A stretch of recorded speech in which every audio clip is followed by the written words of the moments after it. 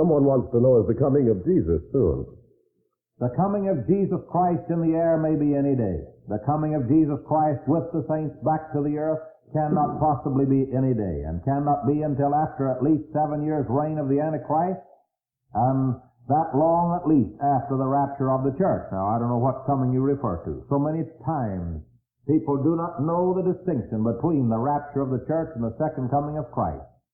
The average minister, the average Bible scholar hasn't got that far in his understanding of things to distinguish between the rapture and the second coming of Christ.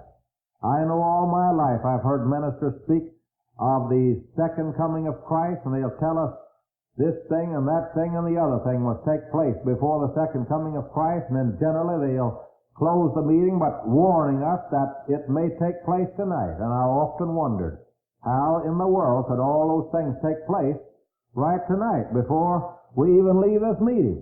Why, they tell us he might come right now, and then they tell us before that certain things will have to take place first.